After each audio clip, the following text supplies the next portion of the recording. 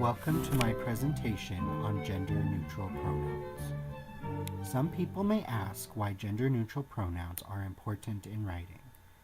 According to the article, Pronouns and Thoughts on Neutrality, gender-neutral pronouns are needed when referencing a person of unknown gender or when referencing someone who has an alternative gender identity outside of the male-female binary. In the past, male pronouns were used to refer to all genders or someone of unknown gender.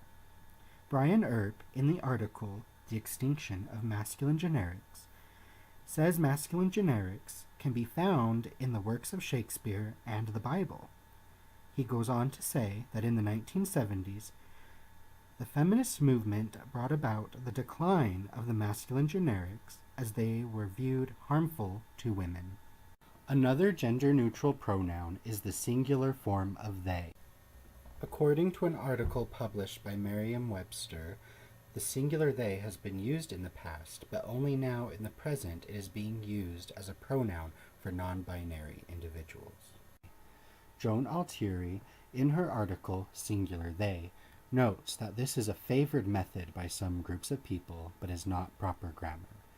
She argues that singular they should be accepted, and that once the English language used singular they in the 11th century.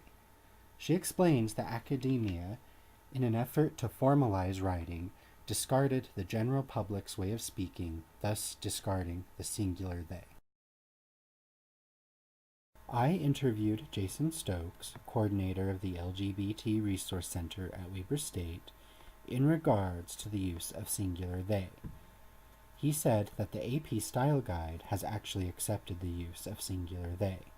Stokes argued that language changes, and people do not use the pronouns thee or thou anymore, for example.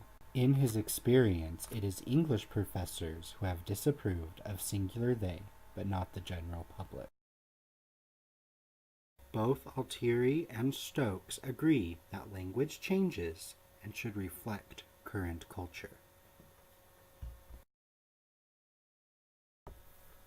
According to the article, Pronouns and Thoughts on Neutrality, new pronouns have been created such as ze and them in response to genderqueer people's needs. The public has responded with mixed reactions, some accepting and some rejecting these new pronouns. To further explore this issue, I interviewed Weber State student Sydney on gender identity and the singular they pronoun. So what is your gender identity? I like to use the word genderqueer. I think that's probably the one that best describes me. So what is being genderqueer or non-binary? It's just gender is a spectrum, and the ends of the spectrum are male and female, and kind of there's in between, and then there's all, and then there's not at all. So it's just kind of it's a spectrum, but I think a lot of people think it's just a linear spectrum, but I think it has some up and down aspects too. Okay. So what are your preferred pronouns? She and they both work. So why are gender-neutral pronouns important for non-binary individuals? I think gender-neutral pronouns are really validating. I feel like whenever someone comes in and calls me girl or girly, or calls me by a specifically feminine pet name, I feel like it really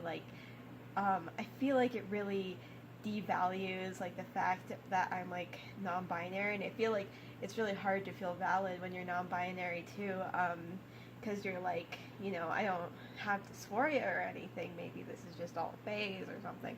But I think that gender-neutral pronouns just really they're a reflection of what you are and how you feel, and they're a reflection that people respect that. So how do you feel about academia not accepting the singular they pronoun in writing? I think that it's kind of ridiculous.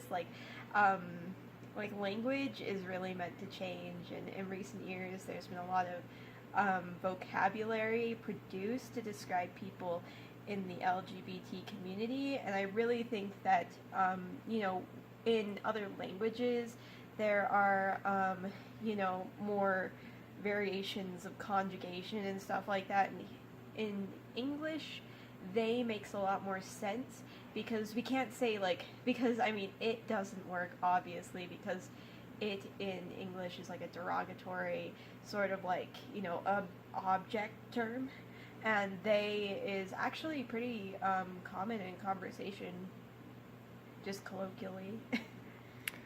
Thank you. What do you think about the pronouns that have been created, like Z and they and I think that that's really like, I don't think I would personally use them. I think it's kind of like hard to, like, they're a little bit harder to catch onto, but I can understand why they exist, and I can understand why people would prefer them over the singular they.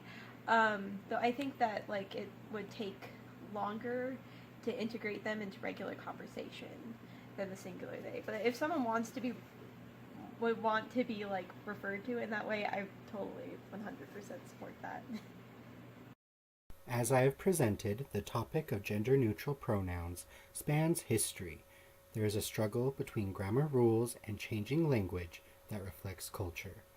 Hopefully, the singular they pronoun will find more acceptance in academic writing in the future.